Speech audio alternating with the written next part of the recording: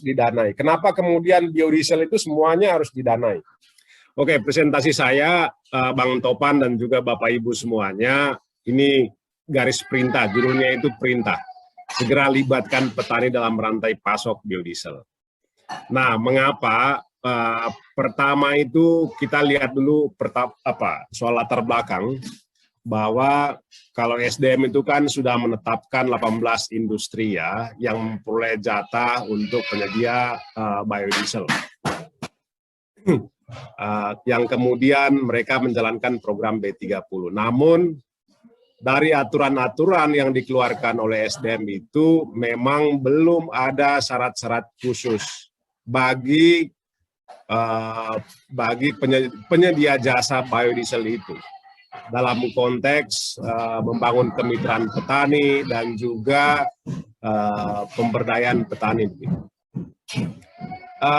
Di sisi yang lain juga, Bang Topa dan juga Bapak Ibu semuanya, kan ada yang namanya pungutan ekspor biodiesel itu. Kalau dulu saat B20 dan juga B30 itu, saya kira ada defisit yang besar di DPD PKS.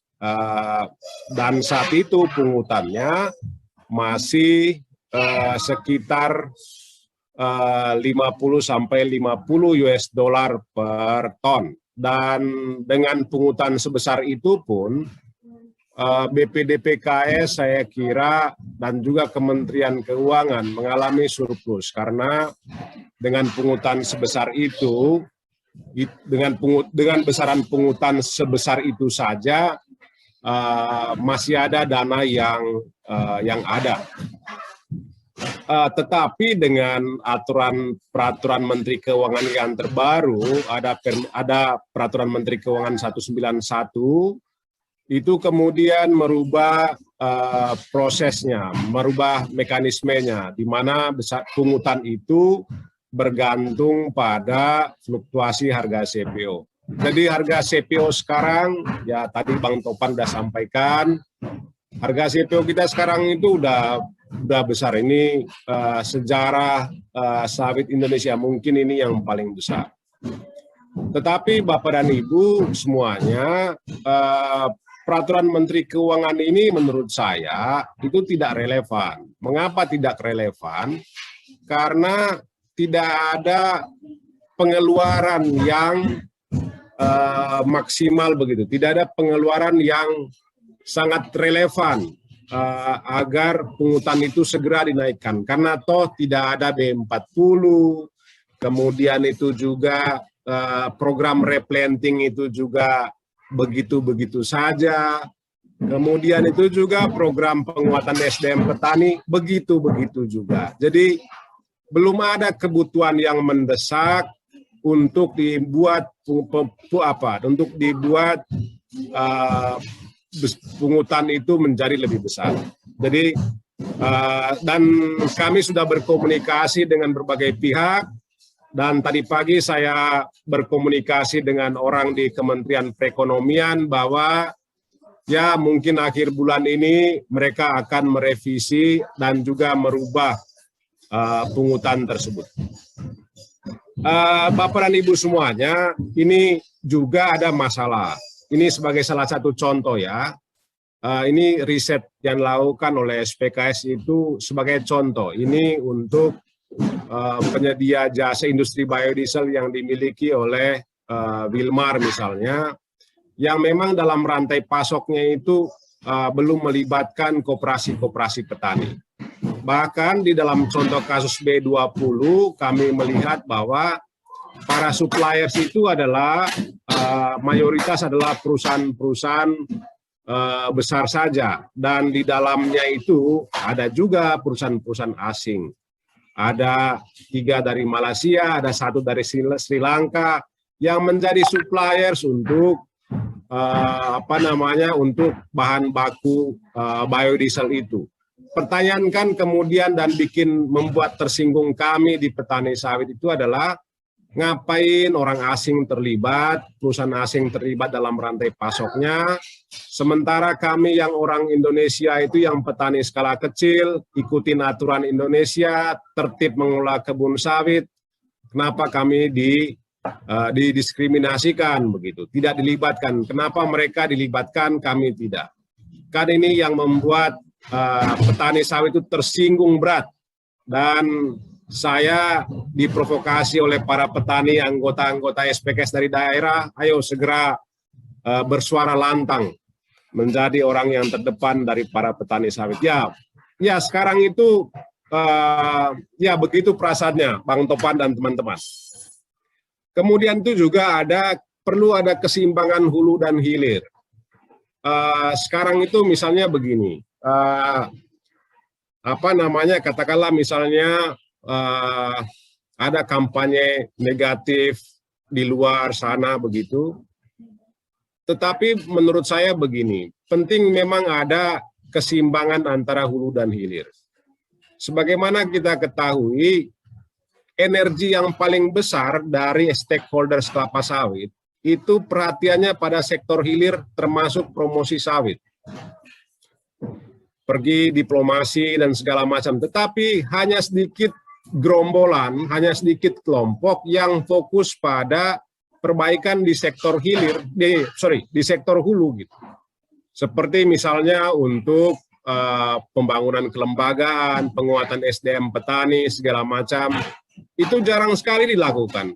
Tetapi ini tidak ada keseimbangan antara intervensi di hulu dan hilir, sehingga apa yang terjadi, ada miss gitu ya antara apa yang dilakukan di hilir sama yang di hulu begitu.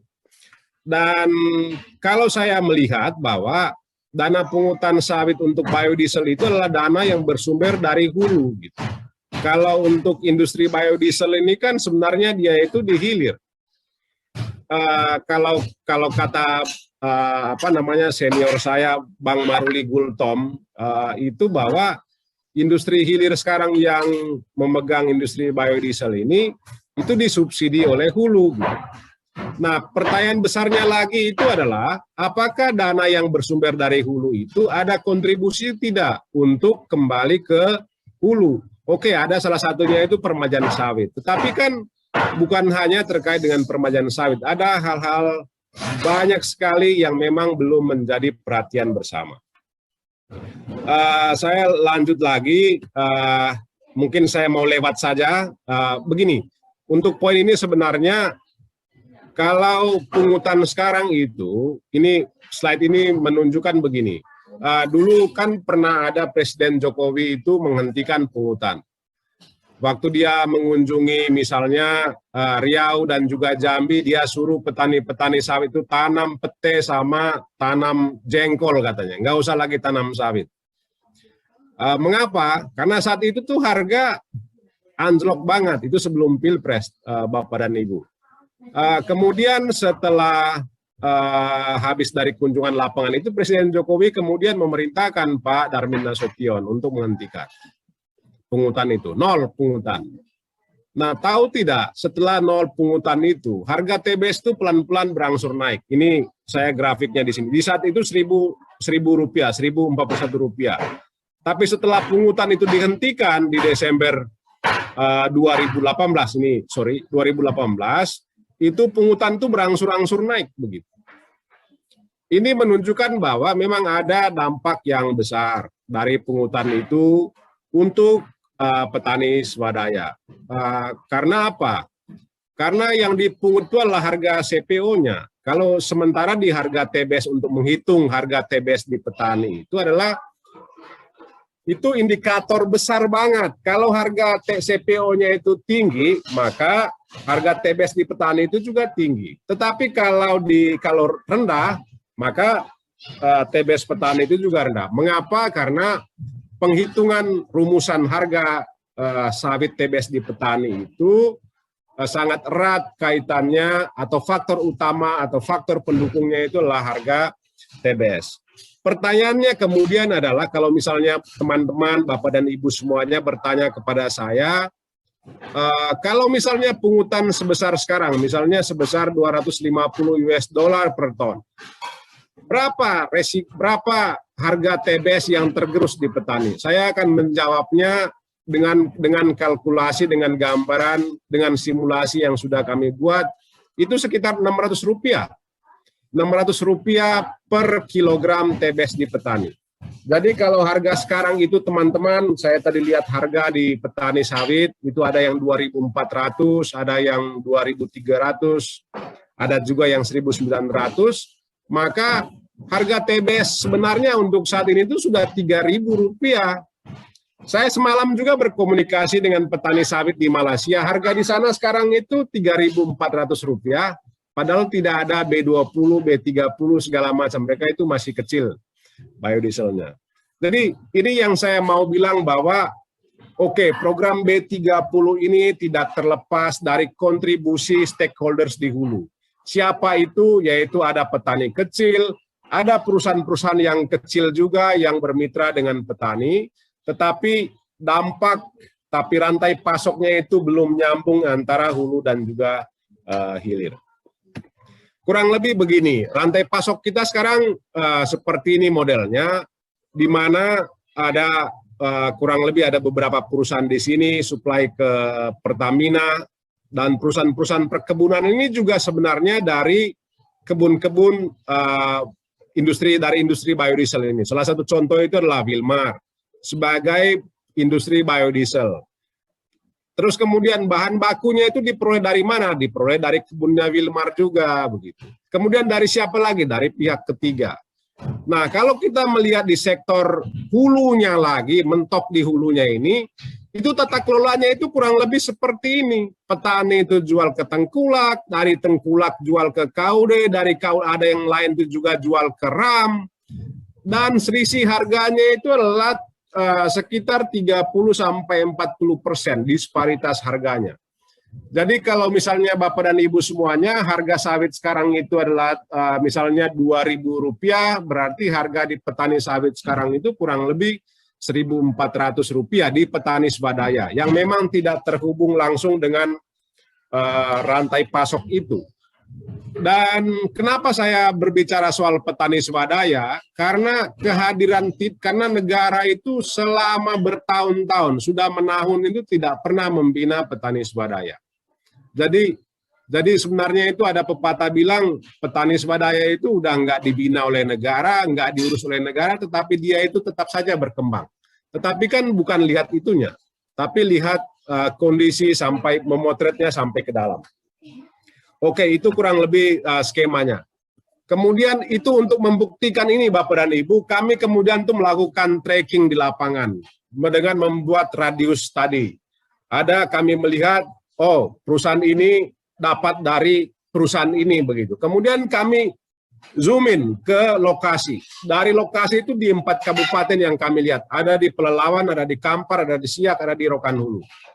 Dari radius 5 km itu, petani-petani swadayanya tidak terhubung sama sekali dengan pabrik yang menjadi pemain penting dalam industri biodiesel itu. Tidak terhubung sama sekali. Ini hasil tracking yang kami lakukan dengan titik koordinat dengan titik koordinat para pekebun dan juga kelembagaan pekebun dari ring satunya industri biodiesel itu sebagai pemasok. Jadi memang ini situasi soal biodiesel itu. Memang yang bikin emosi sebenarnya itu begini ya. Ini yang masih kekecewaan kita. Klaimnya itu adalah biodiesel itu untuk mensejahterakan petani. Biodiesel itu untuk membuat petani lebih sejahtera. Tetapi kan kalau kita lihat ke dalam, emangnya kalau dari data yang tracking yang kami lakukan, dalam radius 5 km saja itu petani swadayanya tidak diperhatiin. Ini yang menjadi fokus kita Bapak dan Ibu semuanya. Kemudian perlu ada transformasi. Bang Topan, perlu ada transformasi. Makanya transformasi dari mana? Transformasi dari gaya tradisional ke gaya transformatif. dalam hal apa? Dalam hal rantai pasok yang panjang tadi harus dibuat lebih pendek. Dengan tujuan apa? Tujuannya itu adalah untuk memperkuat sawit Indonesia dan juga untuk mensejahterakan petani sawit. Caranya bagaimana? Saya kira peta jalannya itu harus kita buat. Bisa asosiasi petani dan juga GAPKI dan juga stakeholders yang ada di pemerintah perlu membuat peta jalan B30 itu bersumber dari pekebun kecil. Misalnya yang pertama itu adalah petaninya itu sudah teridentifikasi siapa, di mana, luasannya berapa. Kalau boleh sebenarnya itu luasannya itu adalah di bawah 8 hektar begitu. Karena ini yang mayoritas petani swadaya di Indonesia. Kemudian itu mereka memiliki sumber daya manusia dan juga memiliki pengetahuan best management practices dan juga mereka harus memiliki kelembagaan tani. Kelembagaan tani ini menjadi kunci, menjadi pemain penting dalam konteks rantai pasok biodiesel. Kalau misalnya Bapak dan Ibu bertanya kepada saya, apakah kelembagaan taninya sudah ada, Darto? Saya bilang sudah ada. Di SPKS memang kerjanya setiap hari itu adalah membangun kelembagaan tani, memperkuat kapasitas petani, dan juga menghubungkan kemitraan itu dengan pabrik-pabrik yang ada di sekitar petani sawit itu. Tetapi ada catatan yang penting dalam peta jalan ini. Catatannya itu adalah SDM itu perlu membuat regulasi yang memasukkan indikator bagi para suppliers. Untuk B30 itu khususnya harus bermitra dengan pabrik-pabrik yang memang selama ini itu bekerja sama dengan petani sawit. Saya curhat Bapak dan Ibu semuanya dengan karena banyak teman-teman saya di pabrik dan juga pemilik pabrik, mereka bekerja sama dengan petani swadaya. Tetapi rupanya mereka tidak terlibat di dalam rantai pasok biodiesel itu. Gitu. Ini yang menjadi kekecewaan juga, bukan hanya di petani, tetapi juga para pengusaha sawit yang skala kecil. Mereka sudah menerapkan standar keberlanjutan, menerapkan kemitraan dengan petani swadaya, tetapi mereka tidak terlibat di dalam rantai pasok itu. Akhirnya ini terakhir dari saya, seperti apa kalau temanya kita hari ini adalah bagaimana peran BPD-PKS, menurut saya itu yang pertama ada 3 hal. Ya, karena sekarang itu ada petani swadaya itu berpencar-pencar, perlu ada mapping dan survei, dan juga provide legality bagi smallholders itu. Dan juga ada pengorganisasian petani, training selalu diaktifkan, pembangunan kelembagaan harus diaktifkan. Dan memang konsennya jangan hanya pada aspek replanting saja, tetapi penting BPD-PKS dengan sumber daya, dana yang ada sekarang bisa fokus kepada mendukung roadmap ini. Sehingga apa? Sehingga ke depan itu petani sawit betul-betul menikmati dan menjadi bagian dalam rantai pasok biodiesel itu. Untungnya apa bagi petani sawit? Saya kira untungnya bagi petani sawit kalau misalnya mereka terlibat dalam rantai pasok, pertama itu harga TBS di petani itu akan bertambah. Petani swadaya sekarang itu disparitas harganya itu dengan petani plasma itu kurang lebih 30%. Jadi kalau misalnya mereka bermitra secara langsung dengan pabrik yang ada, maka income mereka akan bertambah. Kalau income bertambah, maka kesejahteraan petani itu di pedesaan saya kira akan lebih baik. Kemudian itu juga ada keadilan antara pelaku usaha kecil, menengah, dan besar. Ini juga penting untuk diperhatiin. Saya dengar itu ada keluhan-keluhan pendapatan perusahaan ini minus, pendapatan perusahaan ini minus begitu dari sebelumnya. Ya, itu dinamika yang ada saat ini. Makanya penting ada keadilan antara pelaku usaha kecil, menengah, dan juga besar ini. Penting juga untuk membangun kemitraan dengan petani swadaya. Jadi harus ada prasyarat tadi itu, prasyarat di aturan di SDM. Sebab apa? Aturan di SDM itu hanya terkait dengan teknis di di biodiesel saja gitu. Tapi tidak mengatur soal bagaimana kerangka keberlanjutan, kerangka mensejahterakan petani itu di tingkat tapak. Jadi kalau saya melihat tuh sebenarnya kalimat terakhir dari saya itu adalah birokratisasi soal ini itu hanya tajam ke petani, tumpul ke sektor industri. Saya kira itu aja Bang Topan. Terima kasih. Ya, berikutnya Bang Darto untuk menjawab tadi banyak sekali pertanyaan sepertinya ke SPKS dan sekaligus di luar pertanyaan-pertanyaan yang disampaikan oleh audiens tadi, mungkin juga ada saya titip pertanyaan untuk dijawab oleh Bang Darto. Jadi harapan dari teman-teman petani itu seperti apa terkait dengan terkait dengan upaya pengembangan dan pemberdayaan petani kelapa sawit itu, dan kaitannya dengan program mandatory biodiesel. Kan selama ini juga sebetulnya di program mandatory biofuel BPDPKS kan sebetulnya juga sudah mengalokasikan dana terutama untuk mendukung permajaan sawit rakyat. Nah, di situ kan angkanya juga sudah dinaikkan dari 25 ke 30 juta per hektar. Nah, apakah itu masih belum cukup buat teman-teman petani dan lain sebagainya. Nah, tolong untuk di-highlight itu Bang Darto. Waktu kami persilakan. Terima kasih Bang Topan. Pertama itu terkait dengan soal-soal di level kabupaten. Kalau misalnya di Musi Banyu Asin dan juga di Pelalawan itu kan tidak terlepas dari kami di SPKS juga. Kami di Musi Banyu Asin itu kami di SPKS itu punya MOU dengan pemerintah Kabupaten Musi Banyu Asin itu untuk melakukan pemetaan petani sawit di daerah itu. Dan memang progresnya sampai dengan saat ini Kabupaten Musi Banyu Asin itu memang paling progresif ya. Selain ada kabupaten lain, ada Sintang, ada juga ada Pelalawan juga. Terus kemudian ada Rokan Hulu juga di Riau. Dan kami itu ada di kabupaten-kabupaten itu dan punya MOU dengan kabupaten-kabupaten itu untuk membantu pemerintah daerah dalam hal pemberdayaan petani. Sebagai contoh begini, ada sinergitas yang bagus ya antara pemerintah daerah, perusahaan dan juga petani sawit gitu ya. Salah satu contoh itu di Kabupaten Sintang, kemudian itu juga ada Kabupaten Sekadau dan juga Kabupaten Sanggau di Kalimantan Barat. Silakan dicek kabupaten-kabupaten ini. Pertama itu kabupaten punya bupatinya punya goodwill, punya komitmen untuk membuat kabupatennya itu menjadi kabupaten yang hijau, di mana di sana itu ada sawit banyak, rakyat punya, perusahaan punya juga. Tetapi kan yang dibuat oleh pemerintah di daerah itu memang ada gap memang.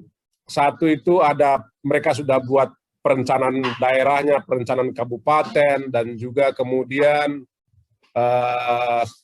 sampai ke perdanya. Di Siak itu juga kami bekerja di sana, kemudian di Kabupaten Musi Banyu Asin. Kebetulan saya suka berkomunikasi dengan Pak Dodi, bupatinya, dan juga sahabat saya, wakil bupatinya, Pak Beni, selalu aktif berkomunikasi begitu. Karena kami itu punya peran untuk membantu pemerintah daerahnya. Begini, karena daerah itu tidak punya mereka itu tim kerja untuk misalnya, contoh ya, STDB misalnya, atau untuk pembangunan kelembagaan tani. Birokrasi di kabupaten itu ya, misalnya kepala dinas, ya tergantung dari kepentingannya memang ya. Ada yang memang backgroundnya sarjana agama, ya ada yang tidak ngerti soal sawit, tapi mereka itu ya kepala dinas gitu. Tapi hal inilah yang kemudian membuat dinamika di kabupaten itu menjadi penting untuk melibatkan para pihak lain. Ada organisasi petani seperti kami dan juga ada CSO juga yang ikut juga membantu kabupaten itu mencapai visinya. Tapi yang miss di sana itu adalah supporting dana. Ya harapannya itu memang BPDPKS itu bagaimana ada formulasi begitu antara pusat dan juga daerah-daerah penghasil sawit itu agar ada konektivitas. antara perencanaan di kabupaten, kemudian itu juga dengan sumber dana. Karena mereka nggak punya dana itu untuk mengimplementasikan rencana-rencana yang mereka buat. Kemudian itu juga soal